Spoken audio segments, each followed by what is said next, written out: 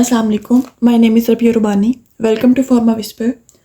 आज का जो हमारा टॉपिक है ना, बेसिकली हम एक रीअरेंजमेंट डिस्कस करेंगे विच इज़ हॉफमैन रीअरेंजमेंट। ठीक है, this is the most important, काफ़ी दफ़ा आती है। ठीक है, 10-15 मार्क्स की। ठीक है, अच्छा, तो हमने पहले प्रीवियस लेक्चर्स में हमने कार्बोनियम आयन की रीअरेंजमेंट स्टार्ट की थी, 3 हो गई हैं and this one is 4th rearrangement. ठीक है, प्रीवियस लेक्चर्स अपलोडेड है, आप जाके देख सकते हैं। ठीक है, अच्छा, हॉफमैन रीअरेंजमेंट, ये इसमें क्या होता है, इस रीअरेंजमेंट में हमारे पास अमाइड्स जो होते हैं कन्वर्ट होते हैं प्राइमरी अमीन्स में।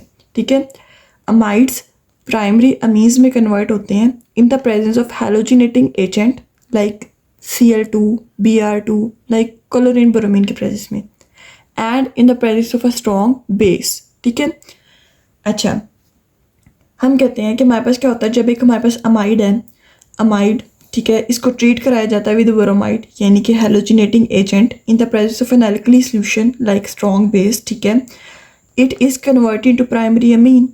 क्या होता है, कन्वर्ट हो जाता है इन प्राइमरी अमीन। ठीक है, तो इसको हम कहते हैं हॉफमैन रीअरेंजमेंट या हॉफमैन डिग्रेडेशन रिएक्शन। ठीक है, यानी कि अमाइड्स का प्राइमरी अमीन्स में कन्वर्ट होना इन द प्रेजेंस ऑफ ब्रोमाइड, मतलब किसी भी ब्रोमीन क्लोरीन हैलोजिनेटिंग एजेंट या स्ट्रॉन्ग बेस की प्रेजेंस में। ठीक है, अच्छा, जो अमीन, अब ये मेन है। ठीक है, ये बात याद रखनी है कि ये जो अमाइन बनेगा, ठीक है, इसमें क्या होगा, इसमें कार्बन इस अमाइड से एक कार्बन लेस होगा। लाइक अगर अमाइड में हमारे पास 3 कार्बन है, ठीक है, और हमने बनाया अमाइन, तो इसमें कितने कार्बन होंगे, 2। ठीक है, ये बात याद रखनी है। इसकी हिस्ट्री में कहते हैं कि किस मतलब कैसे डिस्कवर हुआ था, किसने किया था, अगस्ट विलियम वॉन हॉफमैन ने 1951 में। ठीक है, अब इसके हम करते हैं कुछ कंडीशंस की बात, कौन कौन सी कंडीशंस होती हैं जिसकी वजह से क्या होता है, रिएक्शन कैरी आउट होता है। ठीक है, सबसे पहले हमारे पास आती है, it requires a strong base like KOH, NaOH वगैरह। ठीक है, नेक्स्ट हम कहते हैं हमारे पास क्या होता है, हैलोजिनेटिंग एजेंट।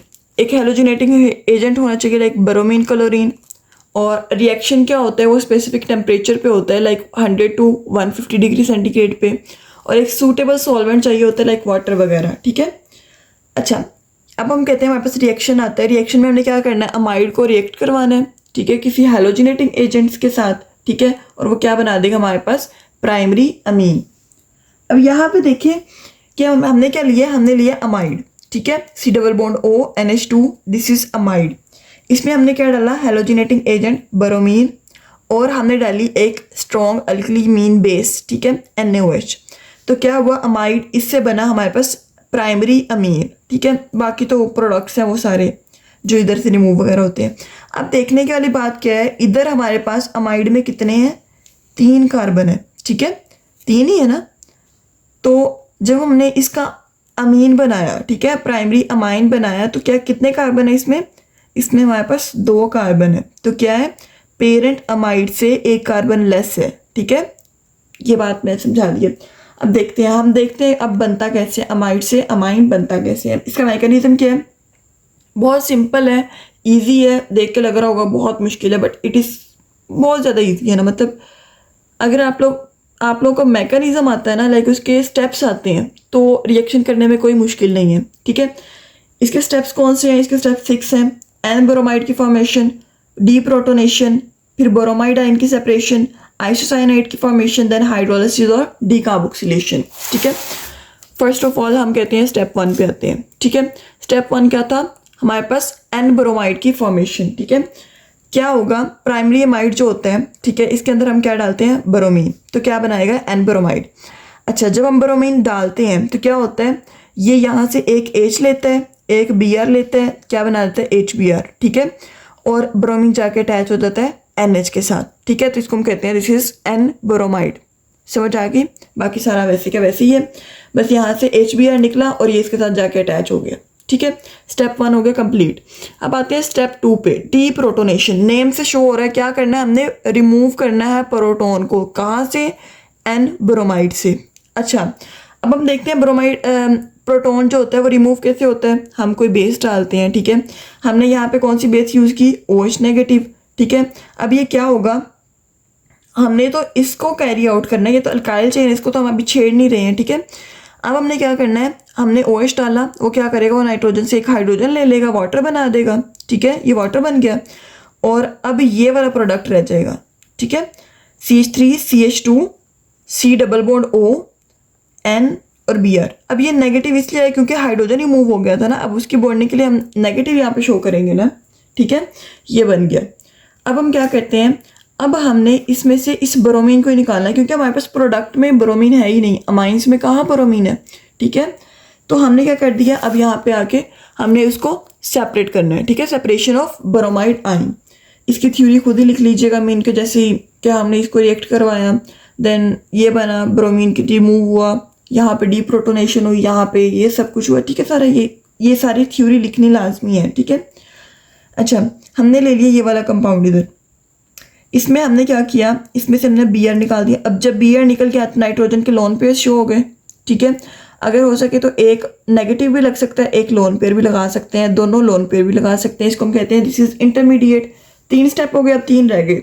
अब क्या होना है, अब हमने करनी है इसके, ये बन गया अब एक कंपाउंड, ठीक है, इंटरमीडिएट। अब क्या होगी, इसकी होगी रीअरेंजमेंट और इसकी फॉर्मेशन होगी आइसोसाइनेट की फॉर्मेशन होगी, ठीक है।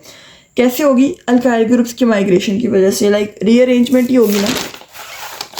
तो अब हम देखते हैं इसको।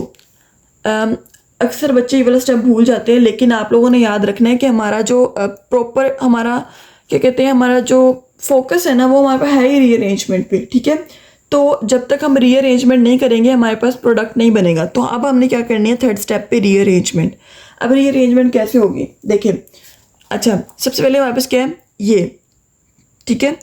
अब हमने क्या करना है, रीअरेंज करके बनाना आइसोसायनेट। अब क्या होगा, ये वाला जो अल्काइल ग्रुप है ना, ये मूव करेगा नाइट्रोजन के पास, ठीक है।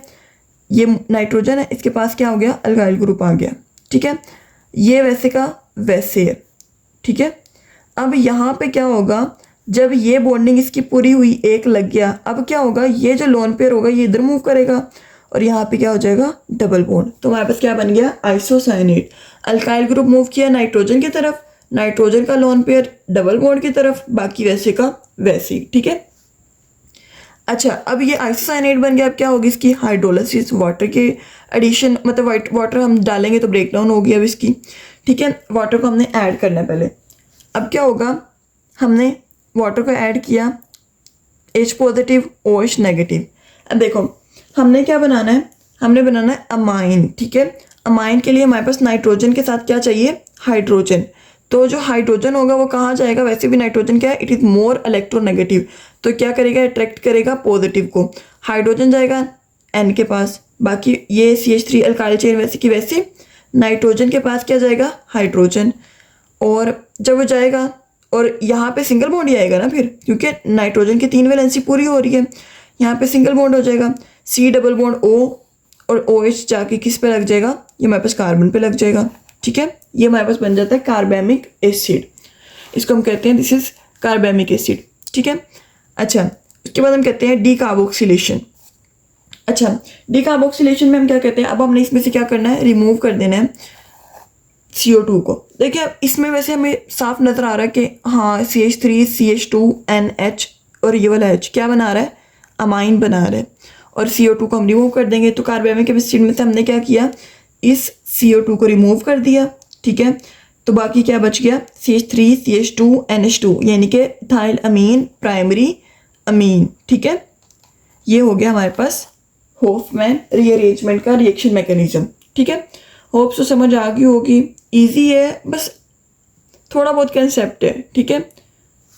और स्टेप्स याद करने हैं, कौन कौन पहले बनता है कौन नहीं बनता, ठीक है। ये आप लोगों के फिंगर टिप्स पे होने चाहिए, लाइक कि पिनाकोलोन के अरेंजमेंट में कितने स्टेप्स हैं, ठीक है। अच्छा, कौन कौन से स्टेप्स हैं। नेक्स्ट उससे आगे क्या आती है, वेगनर मीरविन में कितने स्टेप्स हैं, वो कौन कौन से हैं। फिर हमारे पास वुल्फ में कितने हैं, होफमैन में कितने हैं, बैकमैन में कितने, सारा कुछ आप लोगों को फिंगर टिप्स पे याद होना चाहिए कि हमारे पास कितने कितने उसके स्टेप्स हैं, ठीक है। और कौन कौन से हैं ये भी याद रखना है, कौन कौन से हैं। अच्छा, एप्लीकेशंस हम कहते हैं एलिफेटिक और एरोमेटिक अमाइड्स जो होते हैं कन्वर्ट होते हैं एलिफेटिक और एरोमेटिक अमीन्स में, ठीक है। अमाइड अमीन में कन्वर्ट हो रहा है। क्या करते हैं, फाइन केमिकल्स की प्रिपरेशन होती है और एग्रीकल्चर पर्पज में यूज़ होता है, ऑर्गेनिक मॉलिक्यूल के सिंथेसिस में यूज़ होता है और फार्मास्यूटिकल प्रोडक्ट्स की सिंथेसिस में यूज़ होता है। ठीक है, होप सो आप लोगों को समझ आ गई होगी। ईजी है, मुश्किल नहीं है, आप लोग अच्छे से कवर करें। ठीक है, अगर कोई मुश्किल आती है तो आप लोग मुझसे पूछ सकते हैं और डिस्क्रिप्शन में व्हाट्सएप ग्रुप का लिंक है, वहाँ से आप ज्वाइन कर सकते हैं। ठीक है।